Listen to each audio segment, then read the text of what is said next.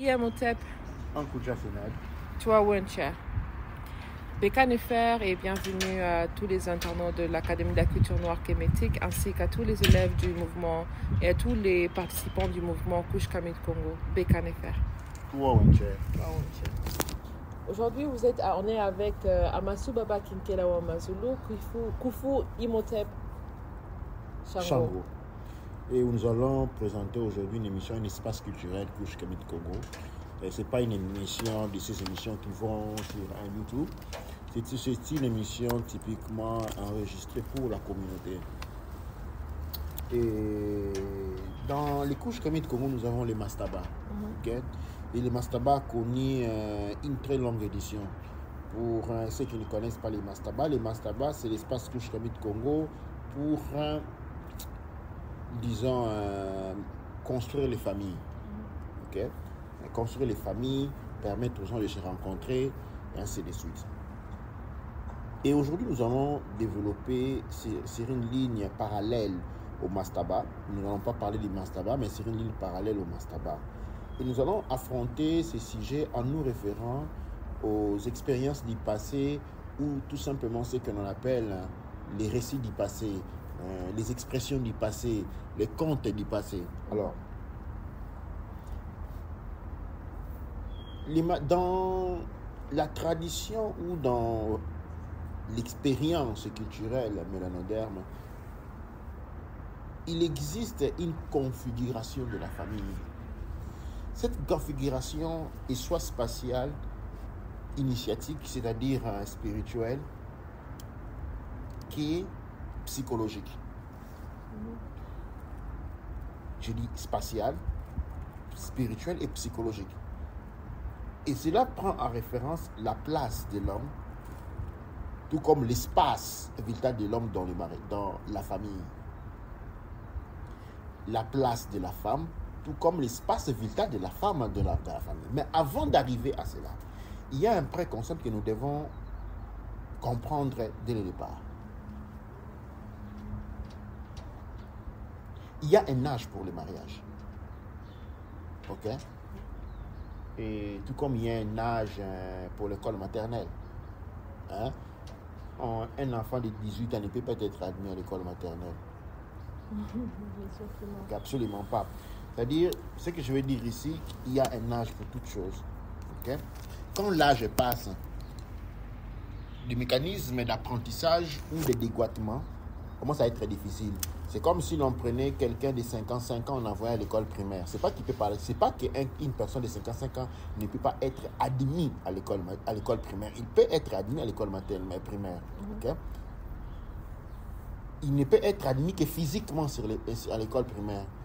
Son cerveau et tous ces mécanismes d'apprentissage ne seront pas admis. Il n'est plus dans cet âge-là. C'est comme pour dire la même éducation, si on veut le donner à une personne qui a 55 ans, on doit faire une éducation adaptée. Exactement. Pour reprendre une expression typiquement zaïroise, congo-zaïroise, on dit c'est-à-dire à chaque casserole correspond un couvercle. Il y a un âge très important, spécialement quand nous parlons de monde, parce que nous avons beaucoup de difficultés aujourd'hui dans la communauté, dans les mariages. Okay, non? Et nous allons seulement affronter un seul volet. Une expression ou une pratique ancienne que nous avons vue, que nous n'avons jamais compris, et c'est lui, par exemple, quand un homme est âgé, il va se marier, prenons qu'un homme a 45 ans ou 50 ans, ou qu'il a été marié, il a divorcé, il va se marier, à moins que la personne, nous allons prendre tout de suite l'exception, mettre de côté. L'exception, c'est une personne qui a 90 ans, ou qui a 70 ans, dont la femme est morte, ok, non? Qui ont des enfants. Il n'a plus besoin d'avoir des enfants. Il va chercher quelqu'un qui a son âge. Une compagne. Une compagne, pas une femme. C'est une compagne de la vie, mais ce n'est pas une femme. Une femme, c'est pour fonder une famille. Une compagne de la vie, c'est pour finir les chemins ensemble. Nous sommes ici dans une exception. Nous sommes en train de parler du crépuscule de la vie, mais de l'aube de la vie. Dans l'aube de la vie, dans l'aube de la vie, on a besoin d'une femme. Une femme a besoin d'un homme. Les critères pour un homme, il faut savoir qui cherche une femme, il faut savoir que, comme je disais, les hommes qui ont 40 ans, 50 ans vont toujours prendre une femme qui a moins de 30 ans. Ok? Pourquoi? Parce que la tradition dit, si une femme est arrivée à 30 ans et qui n'est pas mariée, qui n'a pas été mariée, il faut savoir que c'est une femme qui est problématique. C'est une femme qui a un problème sur le plan indicatif. C'est une femme qui a des difficultés sur sa capacité à se positionner comme femme. Elle est confuse. Elle confond les rôles de la femme et les rôles de l'homme. Elle confond l'espace où elle mélange l'espace vital de l'homme et l'espace vital de la femme. À partir de cet âge-là, ok, la femme, et il faut savoir que ce que je dis a un support, je ne voudrais pas dire ici médical, mais scientifique et psychologique. Pourquoi? Parce qu'à l'âge de 30 ans, la femme rentre dans, la femme rentre dans la phase de la ménopause. Et justement, je voulais rapidement prendre cette partie pour expliquer que normalement, l'âge de la ménopause, si on pouvait dire un âge, c'est 51 ans, généralement. Maintenant, qu'est-ce qu'on découvre? On découvre que 51 ans-là, c'est un âge pile poil. En réalité, c'est entre 45 et 65 et 55 pour les femmes, le commencement de la ménopause. Maintenant, les symptômes commencent jusqu'à 10 ans avant cet âge, ce qui fait que déjà à partir de 35 ans, il y a beaucoup de femmes qui entrent déjà dans la préménopause.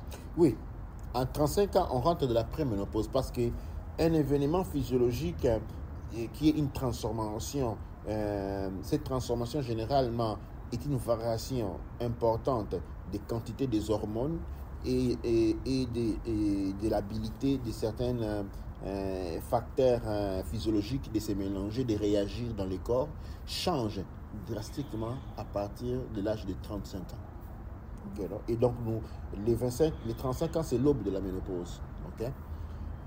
Mais ces facteurs qui se mélangent, en fait, commencent déjà quand on passe l'âge de 30 ans. On ne sait pas exactement quel mois il commence. Okay? On peut signaler ces points de départ en 35 ans, mais il y a une phase préparatoire. Ok, non?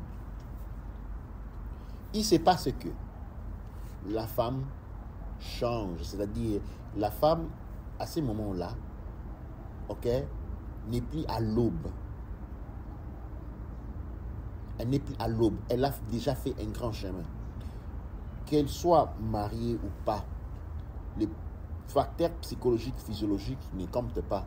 Ne regarde pas, non, voilà, comme elle n'a jamais eu un copain ou comme elle n'a jamais eu un mari, et on va attendre un peu. Non, non, non, le train va. C'est pourquoi il faut courir derrière les trains.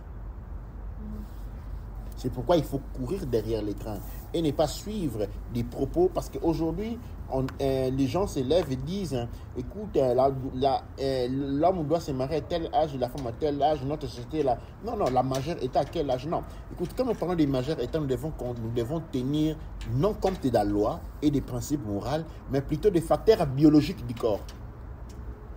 Parce que la majeure état est définie par l'état hormonal du corps, l'état physiologique du corps, l'état médical du corps.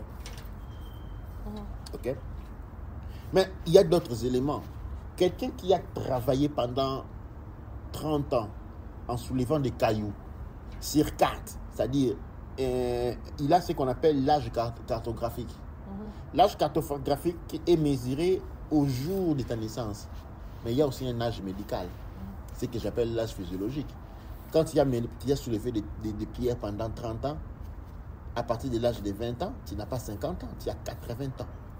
Ton corps a acquis 80 ans. Pourquoi je dis ça? Parce que pour insérer la notion dans laquelle on a plusieurs âges. Okay? Il y a des gens qui, dans la spiritualité, ont seulement 5 ans, pendant qu'ils ont 55 ans. Absolument. Okay? Comme aussi, la majeure étant dépend, une femme qui a été très, très, très bien éduquée, okay, rentre dans sa majeure état déjà à l'âge de 24 ans, à l'âge de 14 ans. Ce n'est pas l'âge de mariage. Je ne dis pas qu'une fille doit se marier à 14 ans et je ne contredis pas non plus celui qui dit que la fille va se marier à 14 ans. Ce que je suis en train de dire, une fille qui a connu une évolution bien déterminée, à l'âge des rencontres, elle est prête. C'est-à-dire, elle est prête pour quoi? Pour commencer la préparative. Commencer à se préparer. Parce qu'il faut savoir que l'on commence à connaître le monde masculin à l'âge de 14 ans quand on est prête, jusqu'à l'âge de 19 ans. Qu'est-ce que je dis par ça? C'est que je suis en train de dire, entre les 14 et 19 ans, c'est là où on connaît les copains. Ok, on a des amis, quand on dit petit ami, c'est un petit ami, boyfriend, tu vois, genre comme ça. Quand on arrive à 19 ans, on rentre dans une nouvelle étape. Ok, on est dans une nouvelle étape où maintenant, c'est la communauté qui prend le devant, c'est la famille qui prend le devant. Qui va de 18 ans à 19 ans à 24 ans. À 24 ans, on est censé être marié. On a le temps de produire des êtres en bonne santé. Jusqu'au début de la ménopause. On parle de 24 ans jusqu'au début de la ménopause. Ok? Et il y a des données qui changent. Mais ce qui est ici important, il faut souligner ici important, et que je dois insister, l'âge pour une femme de se marier, et je suis en train de parler de la vision couche Kemet Congo, c'est l'âge entre 24 ans jusqu'à l'âge de la ménopause. Disons, à 24 ans, on se marie, on a le temps d'avoir des enfants jusqu'à ce que la ménopause se manifeste. Ok, non? L'âge de la préparation, c'est de 14 ans à 19 ans. Ok? 14 ans à 19 ans, une fille doit être prête. Parce que la femme est la maîtresse de la maison. À partir de 14 ans à 19 ans, c'est là qu'elle apprend en même temps à fréquenter les hommes comme à tenir une maison. Ces deux choses vont ensemble. Dès l'âge de 6 ans ou 5 ans, à l'âge de 14 ans, elle prend comment courir après sa maman. Elle est là pour assister sa maman. Elle ne travaille pas. Elle assiste sa maman. À partir de 14 ans, okay, elle est adulte. C'est-à-dire physiologiquement, c'est un adulte. Elle commence à préparer à sortir de la maison. Et maintenant, elle n'apprend plus à assister sa maman, mais elle apprend à être une maîtresse, c'est-à-dire la maîtresse de la maison. Elle apprend à devenir une maman. Elle apprend à devenir une maman. Et cela se passe. Et quand on apprend à devenir une maman, c'est dans tous les 360 degrés. Comme à cuisiner, à faire la maison, mais aussi avoir des hommes, avoir un homme, avoir des enfants. Tout cela va ensemble. C'est un paquet unique. C'est à cet âge-là que l'enfant va apprendre à avoir un petit ami à l'école, avoir un petit ami à l'écartier, et cela doit faire sous la guide de la famille ou de la communauté, ainsi de suite. À l'âge de 19 ans, elle sort de cette phase-là. Maintenant, c'est la famille qui dit, ok, tel homme est bien pour toi, tel homme est comme ça. Et il y a toujours un paramètre de choix. Et ça, elle a le temps d'expérimenter, d'avoir une vie et de faire les choix jusqu'à 24 ans. C'est comme un peu, on peut dire, les périodes de fiançailles. Exactement. Ok. Et 24 ans, maintenant, nous sommes arrivés à l'époque du mariage. La personne doit apprendre maintenant à mettre en exercice toute l'expérience qu'il a, tout l'apprentissage qu'il a fait. Et là, on est dans l'âge de l'expérience. Il se crée de l'expérience qui va faire si que quand elle va arriver à 35 ans, elle va être une femme respectée. La femme est respectée à 35 ans, pas parce qu'elle a 35 ans, c'est parce qu'il a eu quelque chose comme 10 à 12 ans d'années d'expérience. Quand tu as 38 ans, tu t'es marié à 36 ans, tu ne mérites aucun respect, tu n'as aucune expérience. Ok? L'expérience est très importante dans cette phase-là. Et nous devons faire très attention. Quand les femmes se marient après 30 ans, 32, 34, 35, ce sont la plupart des temps des mariages qui ne peuvent pas fonctionner. Parce que quelqu'un qui s'est marié à 35 ans, ou à 33 ans, 34 ans, 35 ans, ça signifie que c'est une personne qui a sauté la phase de la préparation de 14 à 19. Il n'y a pas eu cette préparation-là. Ok? Et puis, de 19 à 24, ça ici aussi sauté. Il n'y a eu ni fiançailles, il n'y a eu ni célébration, il n'y a eu ni personne qui a été présentée soit à la famille, soit à la communauté. Ok?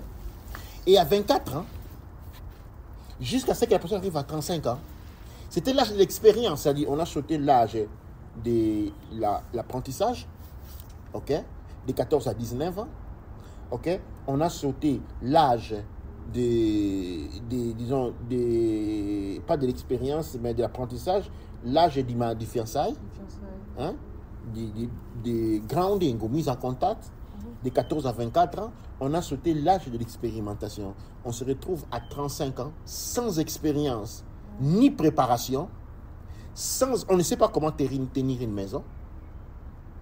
Okay, parce qu'on n'a pas été préparé à ça. Et quand une femme n'a pas été préparée à tenir une maison, il n'a pas aussi été préparé à tenir un homme.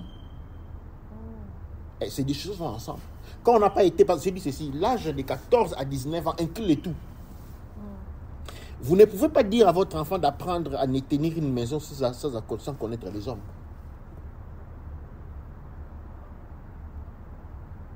Quand vous ne pouvez pas accepter que votre fille ait un copain, il ne fait pas le travail ménager à la maison. Cette phase de préparation, ce n'est pas seulement travail ménager copain, c'est une phase de conseil où la femme, où la jeune fille est souvent avec les femmes adultes qui lui apprennent des choses, qui disent que voilà, ça c'est comme ça, comme ça, comme ça. Comme je dis, c'est une formation en soi. Quand on arrive à 35 ans, on ne sait pas tenir une maison, on ne sait pas non plus tenir un homme. C'est pourquoi l'homme ne va jamais prendre une femme qui a cette phase-là. On aura des problèmes. Il va aller prendre une femme qui est de 24 ans parce qu'au moins il y a une assurance. Quand la fille à 24 ans cherche un homme, c'est parce qu'il a été bien formé. Parce qu'elle a été bien formée. Et ce langage-là est très important. Et cela va du même avec l'accoutrement. Il y a l'accoutrement qu'une femme met de 0 à 14 ans. L'accoutrement d'enfant. De 14 à 19 ans, la fille est en train d'expérimenter, à comprendre. Elle se met sexy. Eh bien, c'est l'âge de la mini-jupe. C'est l'âge de décoration, de maquillage excédent. Nous sommes dans la phase d'expérimentation de l'apprentissage. Et d'expérimenter plus. C'est l'âge où on a les 3 boucles d'oreilles. C'est l'âge où on a les piercings au nez. Toutes ces choses-là, c'est dans cette phase-là. Ok? Après, maintenant, quand on sort à 19 ans, on rentre dans une phase où on devient ce qu'on appelle une demoiselle. La demoiselle, c'est la femme qui est en train de se préparer au mariage. Elle commence à voir les fiancés. Et l'accoutrement est respectueuse. Ça commence à changer aussi. Elle change, ça transforme. On est dans une phase différente. Et quand on arrive maintenant comme je disais, à 24 ans, elle change. C'est un homme qui est en train de chercher un homme. Et chercher à se marier. L'accoutrement change aussi. Quand vous rencontrez une femme qui a 35 ans ou à 30 ans, qui s'habille comme une fille de 14 ans, vous savez tout de suite que c'est une femme qui a sauté toutes les étapes. Et quand vous mariez une femme comme ça, vous allez avoir des problèmes parce que vous n'avez pas avec vous une personne mature. Vous n'avez pas avec vous quelqu'un qui a fait les étapes. Et je suis en train de parler des femmes. C'est pas que je suis en train de donner une carte blanche aux hommes. Non, je pense que dans ce que tu dis, et justement aujourd'hui on parle des femmes, mais je pense que le même suit pour l'expérience masculine. Exactement. Parce qu'on peut se trouver à la maison avec un enfant. Exactement. C'est trouve. Et nous allons trouver une autre émission, nous allons parler des hommes. Parler des hommes. Pour aujourd'hui, on va focaliser sur les femmes. Et ce n'est pas un jugement non plus. Mais c'est plutôt, pour moi, je me dis, en t'écoutant, je me rends compte que non seulement il y a le comportement des femmes Couche-Cabine Congo qui doit justement s'améliorer, on a aussi le comportement de la communauté. Parce que comme tu dis, tu as l'assistance de la communauté. Les femmes ne sont pas guidées. Aujourd'hui, les filles entre, comme tu dis, 14 ans, 19 ans et même jusqu'à plus ou moins 21 ans, elles sont des prisonnières à la maison. Elles nettoient, elles s'occupent des enfants, de d'autres personnes. Mais elles n'ont pas accès à leur, entre guillemets, elles n'ont pas le choix à si elles peuvent fréquenter ou pas. Ce n'est pas leur choix. Le choix est confisqué. Si on les voit avec quelqu'un, ça devient tout un problème. Si on les voit parler avec un homme ou quoi que ce soit, ça devient aussi un problème. Ce qui fait que c'est normal que la femme va se réveiller à 35 ans. Parce que du moment qu'elle commence à 25 ans, c'est le moment où on lui donne libre accès à faire comme elle veut. Elle commence à expérimenter. Après quelques expérimentations, c'est normal que quand tu fais le calcul, 10 ans plus tard, elle est prête. Pendant que l'expérimentation devait commencer à un âge même déjà plus tôt, mais on a ce bloc-là communautaire qui fait ça aussi. Oui, exact. C'est pourquoi on est en train de faire une émission comme celle-ci. Il faut comprendre que la femme qui a été tenue prisonnière à la maison, jusqu'à l'âge de 27, 28 ans, qui sort dehors, qui commence à connaître le monde, arrive à 30 ans, ok? Et c'est une femme dont les systèmes physiologiques, quand je dis système physiologique, je suis en train de parler du système hormonal. Et vous savez que les hormones dictent la marche des humeurs. Ok? Les hormones dictent la marche de la capacité de réflexive. Les hormones dictent la phase de la capacité reproductive. Tout ça dépend des hormones. Les hormones sont très, très, très importants. Et donc, un homme est fort, tout comme une femme est forte de la capacité et de la composition des hormones donc, qui font son ensemble. Et une femme qui arrive à cette phase-là, il est déjà dans une phase hormonale de décadence. C'est-à-dire, elle est en train d'arriver à la ménopause. Quand on commence à arriver à la ménopause, quelques années avant, les messages sont reçus par les hormones. Et les hormones se transforment. Et une femme qui arrive dans cet âge-là, c'est une femme qui difficilement va se marier. Elle est rentrée dans une phase d'être une compagne, plus une femme. Qu'est-ce que je suis en train de dire cela? Il faut comprendre quand je fais la différence entre homme et compagne. L'homme, disons la femme, c'est ce qu'on rencontre au début, à l'aube de la vie. La femme, on la rencontre quand elle sort de sa phase qui parle de 19 ans à 24 ans. On rencontre la femme à 24 ans. Ok? Et elle continue à être femme. Quand on a rencontré une femme, elle reste femme. Ok, non? Et jusqu'à sa ménopause. Ok, non? À la ménopause, la femme rentre dans une autre phase. Ok? Elle n'est plus femme, elle devient mère. Ok, non? Et parce que les bouillonnements hormonaux se sont finis en lui. Les tempêtes hormonales se sont évanouies en elle. Elle est rentrée dans l'âge de la sagesse. Okay, non? Cette sagesse doit être contrastée du fait qu'elle a donné les fruits. Okay? D'une manière ou d'une autre. Okay? Maintenant, quand la femme, on lui donne la capacité à se marier, quand la femme a été prisonnière, ok? Et l'exemple, c'est comme quand quelqu'un est en prison. Il a grandi en prison jusqu'à l'âge de 24 ans. Vous le sortez dehors. Avez-vous une personne de 24 ans? Non. Vous avez une personne qui ne sait pas se comporter. Ok? Il n'a pas fait des expériences de la vie. Et une femme, la même chose, mais seulement avec la différence qui est, cette femme-là, hormonalement, il est en train de s'approcher de l'âge de la compagne et ne pourra plus jamais se comporter en femme. Elle a passé son temps. Donc, c'est un message important pour les communautés mélanodermes. Nous devons changer notre attitude durant ces choses. Nous devons acquérir plus de connaissances. Nous devons sortir de cette torpeur idéologique et des non-sciences où l'on considère des hommes, on se prend un peu comme des animaux. Voyez un peu, tu vois. Et les animaux, comme je dis des fois, dans la forêt, chaque animal pense à manger pour lui.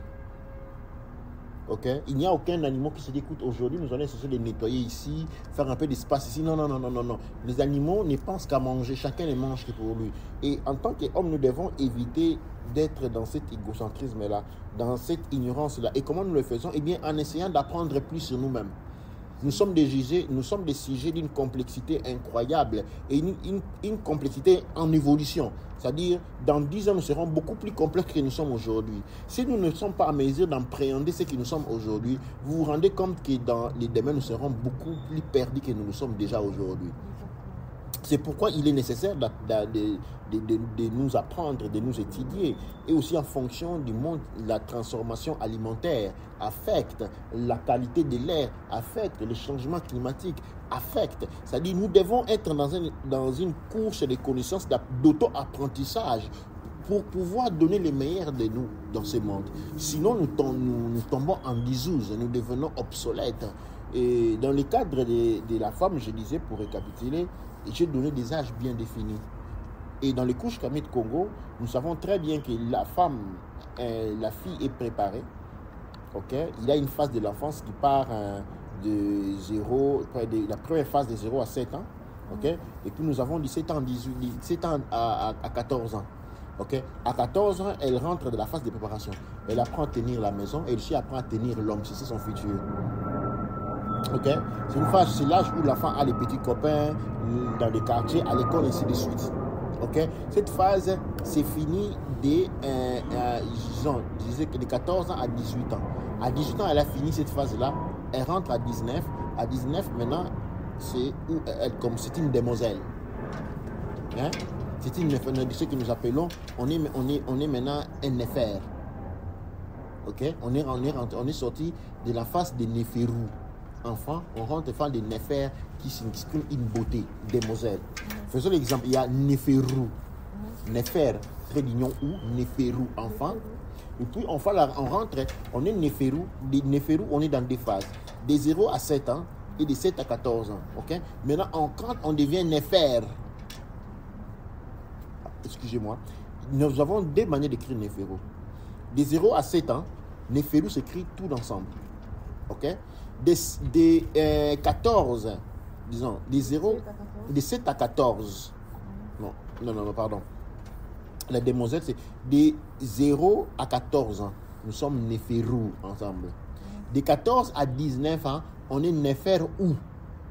Néphère, point d'union ou. Ok, non? C'est-à-dire la néphère, la beauté qui est en préparation. Ok, non? Maintenant, quand on arrive à 19 ans, à 24 ans, on est néphère. On est néphère, c'est-à-dire la femme, hein, la demoiselle. Maintenant, quand on arrive à 24 ans, on sort. À la fin des 24 ans, on a commencé à être préparé à devenir une mout, néphère mout. Une néphère mout, c'est une dame qui n'est pas encore, c'est ce qu'on appelle dame, elle n'est pas encore mariée. Ok, néphère mout. Ok, maintenant, les néphères mout, quand on se marie, on devient une mout.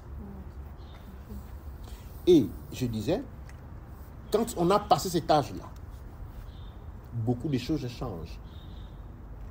C'est pourquoi il est important que les parents organisent leurs enfants pour que les enfants passent les différentes étapes avec succès. Une femme qui arrive à 30 ans qui n'est pas mariée, et nous sommes devant un problème. Je me rappelle quand j'étais plus jeune, on parlait même d'un problème pour la communauté à l'époque. Et maintenant, les choses ont beaucoup changé. Ce qu'on a vu comment les âges de mariage ont fait qu'augmenter, pendant que l'alimentation a fait que les âges de ménopause sont aussi en train de changer. Mais on n'est pas en train de faire des changements qui reflètent des autres changements négatifs. Exactement. Donc on part dans des sens différents qui fait que au final, entre l'âge de mariage et l'âge de ménopause précoce, c'est plus ou moins le même. 35 ans, 30-35 ans. 30-35 on a en ménopause précoce et on n'est plus une néphère moute. Ok, on n'est plus une néphère moute. C'est-à-dire, on est difficilement, je ne vais même pas aller pour dire difficilement on donnera naissance, mais je veux dire, on ne fonctionnerait pas avec un homme qui est à l'aube de sa vie. Il faut savoir que l'homme est toujours à l'aube de sa vie. Bon, tu sais, le problème que nous avons ici, c'est, comment on peut dire, c'est pas nécessairement... Il y a beaucoup de choses, au fait, dans cela. Parce qu'on a plusieurs choses qui sont prises des enfants. Par exemple, on n'a pas seulement ce problème des femmes qui se marient en retard ou tôt ou tard, qui ont des problèmes ou pas, mais on a l'autre élément qui est, par exemple, de la communauté où on garde les enfants des expériences. Une des expériences, c'est qu'il y a des mamans, par exemple, qui vont faire tous les travaux à la maison, qui vont permettre que les enfants vont faire du travail à la maison. Et donc, ils vont travailler à la place des enfants et que les filles vont grandir, arriver à un âge où ne savent pas comment tenir un foyer. Ils ne savent pas comment s'occuper de leurs propres enfants. Et donc, les parents vont préférer s'occuper eux-mêmes, les grands-parents, des petits-enfants. Pendant qu'on ne peut pas faire ce travail-là, il faut que il faut que les parents puissent faire ce travail-là. Ensuite, on a les filles qui vont travailler à la maison, faire tous les travaux, faire tout, mais on ne leur donne pas l'espace à leur éducation. Ou on ne leur donne pas l'espace à d'autres formes d'éducation. On ne leur donne pas l'espace à avoir des copains. On ne les accompagne pas à connaître l'énergie masculine. Ce qui fait que les filles, des fois, ne savent pas comment approcher. Il y a tout le temps cet élément qui est, un jour, l'énergie masculine a été mauvaise. Si on te trappe avec un garçon, on va te taper, on va le taper. Du jour au lendemain, ça devient ton fiancé. Donc, vous vous imaginez un peu. C'est un peu, donc 2 jours avant, on vous a tabassé ensemble. une année après, maintenant vous êtes fiancés, vous avez oublié, et puis l'année après qui suit, vous êtes mariés. Est-ce qu'on s'imagine au fait le forme de couple qu'on crée dans la communauté? Et c'est normal que les enfants vont se taper entre eux, parce que justement, c'est ce qu'ils ont appris dans les relations. Et c'est comme ça que d'un côté, on a tous les problèmes qui en suivent par rapport à la biologie naturelle. Et ces problèmes-là dans la communauté, on les connaît. On ne va pas prétendre qu'on ne les connaît pas, on les connaît.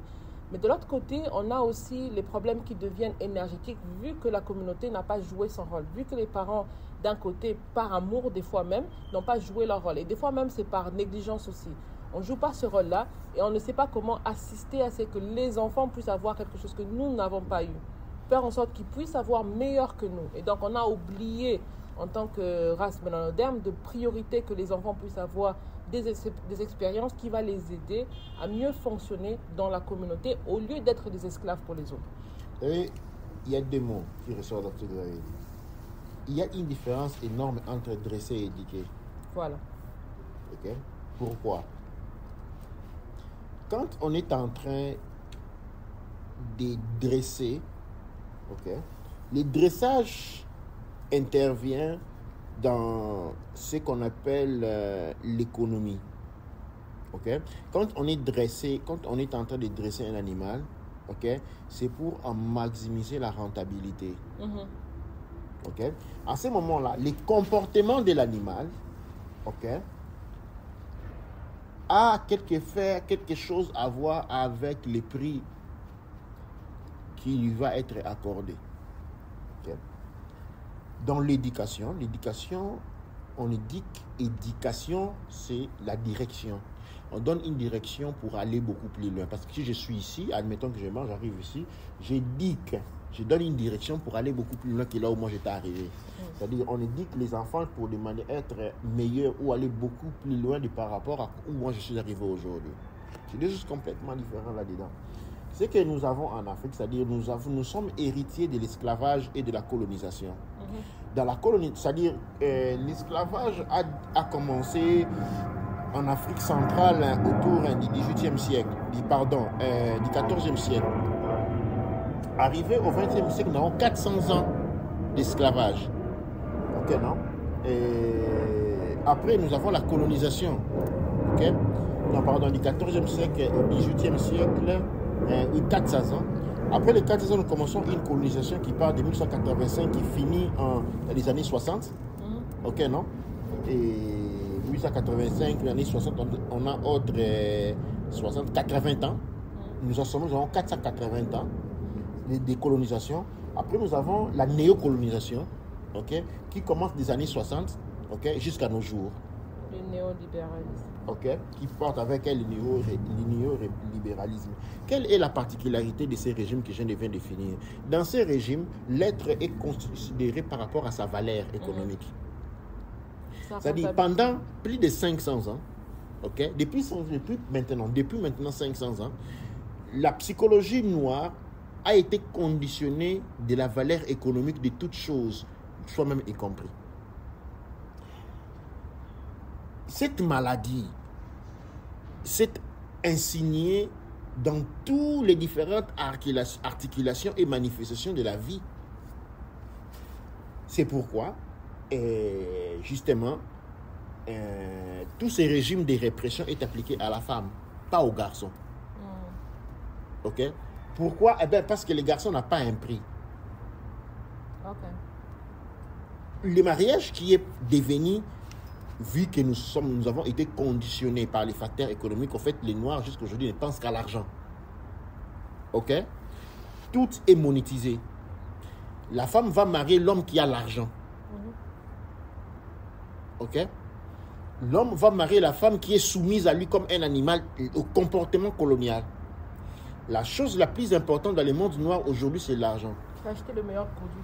C'est un reflet ou une conséquence de la colonisation et de l'esclavage. Nous avons été conditionnés à nous percevoir en termes de valeurs économiques pendant maintenant plus de 500 ans.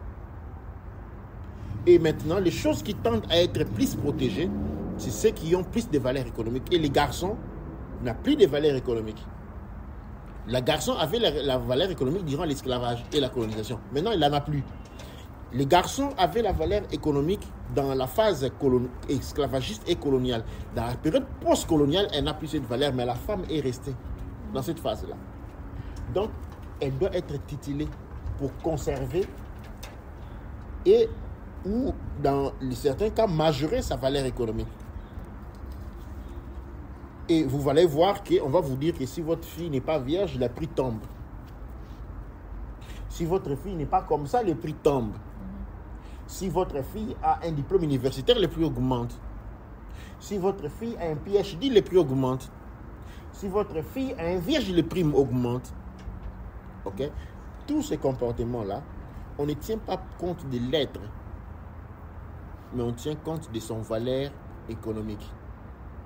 Et nous sommes prisonniers du monde de l'argent depuis maintenant plus de 500 ans. C'est de ces facteurs de conditionnement qui découlent tout ce que nous sommes en train de dire aujourd'hui. Nous voyons l'éducation de la femme. Et quand nous voyons l'éducation de la femme, nous ne voyons pas sa valeur économique, nous ne la considérons pas du tout sous son point économique, mais nous voyons le mieux pour elle. Et le mieux pour une femme, comme le soleil se lève à 7h et se couche à 19h, ou 12h il est au zénith. Ok? Donc la femme a une phase où de 0 à 14 ans, elle apprend derrière sa mère. De 14 à 19 ans, elle apprend à connaître le monde. Le monde pour la femme, c'est la maison, c'est la communauté. Maison, communauté, ok? Parce que la femme ne va pas à l'étranger. Le monde pour la femme, c'est la maison, la famille et la communauté. Elle apprend à connaître les hommes. Elle apprend à traiter avec les femmes. Elle apprend à résoudre les femmes. C'est tout un paquet, à résoudre les problèmes. Et ça apprend à savoir gérer les difficultés. À 19 ans, à 24 ans, elle rentre, disons, à 19 ans, elle sort de la phase de Neferhou, elle rentre dans la phase de Nefermout, où maintenant elle veut maintenant construire sa propre maison. Après être née dans la maison de sa maman, appris de sa maman, appris comment gérer sa propre maison, maintenant elle va rentrer dans la phase de rentrer et chercher un homme pour sa propre maison. Et cela, c'est de 24 ans à la ménopause. Quand une femme arrive en retard, quand une femme a 30 ans, 31, 32, n'est pas encore mariée, vous avez devant vous une femme qui a sauté toutes les étapes. Et vous allez avoir, c'est une femme qui peut servir de compagne à un homme qui a 60 ans. Parce que, de par l'âge biologique dans lequel elle est, c'est même difficile qu'elle puisse donner naissance. Parce que son corps ne se prépare plus, son utérus n'est plus en phase de four. Les moteurs sont en train d'être éteints. Il est dans la phase de ménopause. Elle est rentrée dans la phase de la sagesse. C'est plutôt une femme pour quelqu'un, c'est plutôt une femme à cet âge-là. C'est une femme qui se marie avec un homme qui a perdu sa femme, qui a laissé des enfants, ok, de l'âge de 60 ans au plus. Ça, je suis en train de dire, ce n'est pas un concours d'exercice en termes de définition sociale ou mentale ou morale, c'est plutôt en termes de fonctionnement biologique. Absolument. Le soleil se lève à 7h. Si quelque part votre soleil se lève à 11h30, vous savez, vous avez des problèmes. Il y a des problèmes et on doit trouver d'autres solutions. Et moi, ça m'arrive à... Je pense qu'avec ça, on arrive à la dernière partie parce que beaucoup de moutes vont écouter. Et beaucoup de moutes vont se retrouver dans cette catégorie-là. Parce que justement, on ayant grandi dans les années 90, les années 90, la plupart, donc je peux dire la grande majorité de moutes se retrouvent dans cette situation-là. Il y a eu, comment on peut dire, il y a eu beaucoup de changements, il y a eu beaucoup de choses dont nous avons besoin de faire. Ce qui fait que, pour une raison ou une autre, les moutes n'ont pas pu, comment on peut dire, se positionner ou n'ont pas été assistés à se positionner. Donc, d'un côté, j'ai envie de dire aussi que la génération avant avait aussi été fortement égoïste, comme on la connaît très bien. Et donc, qui fait que maintenant, aujourd'hui, nous avons une génération encore plus égoïste que jamais, mais on se retrouve avec tous ces problèmes-là. Donc, quelle est la solution quelle est l'indication qu'on dit? Parce qu'il y a des moutes qui se retrouvent à cet âge-là, qui se retrouvent en voie de vouloir, au fait, chercher quelque chose, de trouver une situation familiale ou quoi que ce soit. Qu'est-ce qu'elle doit faire? Qu'est-ce qu'on propose? Quelles sont les alternatives ou qu'est-ce qu'on peut faire? Parce que dans la mesure, on a parlé déjà de, pour ceux qui ont encore des enfants, pour ceux qui ont encore le temps, on a parlé de ce qu'il faut faire, comment il faut préparer. Donc pour ceux qu'il faut, ceux qui ont encore le temps, les mamans qui ne sont pas mariées, qui ont déjà des enfants, peuvent se focaliser pour travailler avec leurs enfants, s'assurer qu'eux puissent avoir une meilleure situation. Ça, c'est le point numéro 1.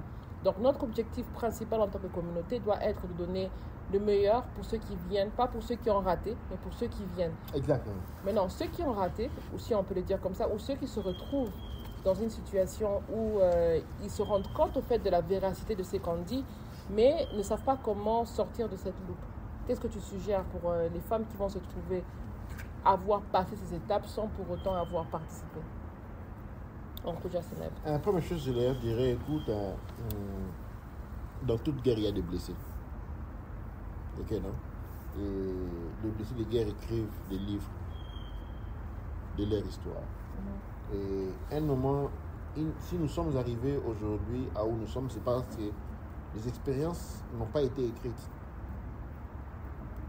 Et quand il n'y a pas d'écriture, il n'y a pas d'enseignement pour la postérité.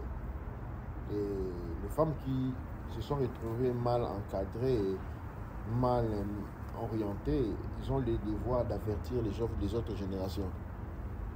Ok? Ça, c'est un premier point. C'est un point de réalisation. Et maintenant, il y a plusieurs solutions. Il y a des solutions, pas plusieurs, très peu, je dirais même, des solutions qui peuvent être préconisées dans ce sens-là. Encore, le premier point aujourd'hui, c'est comprendre où nous sommes, pourquoi nous sommes là. Donc, il faut comprendre, il faut réaliser dans tout un chacun où nous sommes, comment nous sommes arrivés ici, pourquoi nous sommes arrivés ici. Une fois qu'on a fait ces pas-là, okay, on dit, ok, comment nous allons faire pour que cela ne se répète plus? Parce que ça, c'est le premier point. Comment nous sommes contrasignés par j'appelle ça en anglais, the need of care and love. Nous avons l'obligation d'aimer et de prendre soin des autres. Donc, tout et chacun de nous est obligé d'aimer et de prendre soin des autres. Okay? Ce n'est pas une demande, c'est une obligatorité en tant qu'être humain. C'est une responsabilité, c'est une responsabilité en tant qu'être humain, aimer et prendre soin des autres. Okay? Et si nous nous aimons, nous nous prenons soin des uns des autres, nous vivrons dans un monde meilleur. Le premier point est celui de nous poser la question, comment nous sommes arrivés ici, pourquoi nous sommes arrivés ici, et de prendre des décisions pour que cela ne se répète plus. Une fois que nous avons fait cela, maintenant nous pouvons essayer d'évaluer comment tenir la route, comment redresser, comment récupérer les situations qui ont mal fonctionné. Mais nous ne pouvons pas commencer par récupérer les situations qui ont mal fonctionné aussi longtemps que nous ne sommes pas encore arrivés à la réalisation de la problématique. Nous n'avons pas répondu aux questions du pourquoi et du comment, et par après mis des mises en garde pour éviter que la même situation se répète. C'est seulement après avoir garanti ces trois phases-là que nous pouvons maintenant arriver à dire, ok, maintenant nous allons essayer de réparer ce qui a été fait, comment nous allons réfléchir dessus. En coup de Douane Baba Kinkela, Massou Baba Kinkela, douane Tia pour ce partage, douane Tia pour ceux qui écoutent, parce que c'est très difficile à réaliser au fait comment nous avons manqué d'expérience, comment notre monde a été fragmenté. Mais en même temps, moi je me dis, réaliser les blessures intérieures que nous avons nous donne les armes, nous donne tout ce dont nous avons besoin pour s'assurer que ceux qui viennent après nous puissent avoir je peux dire un futur un peu meilleur aussi, une vie meilleure, et des expériences un peu bénéfiques, mais qui nous représentent aussi. Parce qu'on est conscient des changements autour de nous, mais des fois, on n'a pas les outils, on ne sait pas comment réagir, on ne sait pas comment évaluer ce que nous avons reçu, et ce qui nous sert et ce qui ne nous sert pas. Un coup de toi,